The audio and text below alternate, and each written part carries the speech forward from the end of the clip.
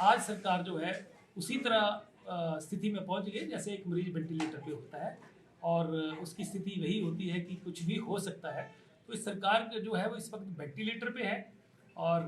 मुझे नहीं लग रहा है कि ये 10 जून का समय जो है उसको पार कर पाएगी और हिमाचल प्रदेश में भारतीय जनता पार्टी की सरकार बनेगी। हिमाचल प्रदेश की जो सरकार है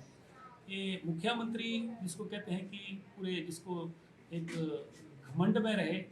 और जिसको तानाशाह बन गए, एमएलएस को जलील करना शुरू कर दिया,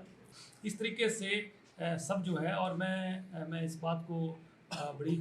जिसको कहते हैं प्रसन्नता के साथ बता रहा हूँ कि जिस तरीके से भारतीय जनता पार्टी का ऑर्गेनाइजेशन का स्ट्रक्चर है, मैंने 12 साल भारतीय जनता पार्टी में 2000 से 2012 तक रहा। कई परिस्थितियाँ कई बार बनती हैं, हम पार्टी से दूसरी जगह भी गए, वापस आए हैं और जब आए हैं तो अकेले नहीं आए हैं, साथ में मेरे साथ 9 विधायक भी आए हैं। भारतीय जनता पार्टी का राज्यसभा का सांसद भी बनाया है और अब जो है 2012 के बाद मैं देख रहा हूँ कि भारतीय जनता पार्टी का ऑर्गेनाइजेशन का जो स्ट्रक्चर है वो मुझे लग रहा है कि पूरे विश्व में जिस तरीके से बताया सबसे बड़ी पार्टी और सबसे मजबूत स्ट्रक्चर जो है वो भारतीय जनता पार्टी का है। और ये जो पार्लियामेंट का चुनाव हो रहा है, ऐसी स्थिति आ गई है कि कांग्रेस पार्टी को उम्मीदवार नहीं मिल रहे हैं, अगर मिल भी रहे हैं कहीं तो वो चुनाव लड़ने से मना कर रहे हैं। ऐसी स्थिति आई तो आई क्यों? ये ठीक है कि अपोजिशन मजबूत होनी चाहिए लोकतंत्र में, परंतु कांग्रेस पार्टी ने पार्टी जो है वो इस ताश के पत्तों की तरह पूरी तरह बिखर गई है। और हिमाचल प्रदेश की जो सरकार है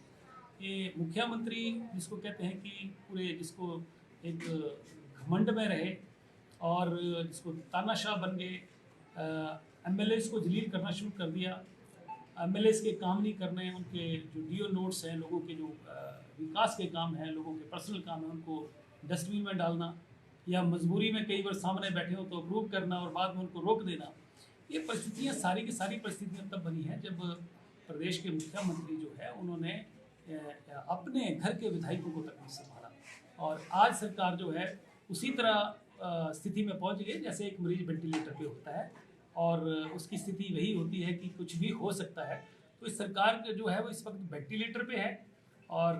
मुझे नहीं लग रहा है कि ये 10 जून का समय जो है उसको पार कर पाएगी और हिमाचल प्रदेश में भारतीय जनता पार्टी की सरकार बनेगी और केंद्र में फिर से आदरणीय प्रधानमंत्री नरेंद्र मोदी जी की अगुवाई में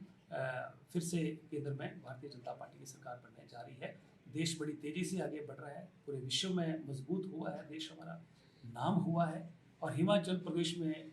सुक्खू सरकार में जो अगर विकास की दृष्टि से सुक्खू सरकार को देखा जाए तो इस सरकार ने जो है वो फॉरवर्ड गियर लगाने की बजाय गाड़ी को, विकास की गाड़ी को रिवर्स गियर लगा के रखा है। इसलिए हम हिमाचल प्रदेश के होने के नाते हिमाचल के स्वाभिमान की रक्षा करना, स्वाभिमान की लड़ाई लड़ना, सुजानपुर के लोगों की लड़ाई लड़ना, प्रदेश के लोगों की लड़ाई लड़ना, ये हमारा एक धर्म भी है, राजधर्म भी है, हमने निभाया है। और जिस तरीके से मुख्यमंत्री झूठे बेबुनियाद मन घड़ंत आरोप लगाने की कोशिश कर रहे हैं, मुझे लग रहा है कि आने वाले दिनों में कोर्ट में इनको फेस करना पड़ेगा, साबित करना पड़ेगा। किसी को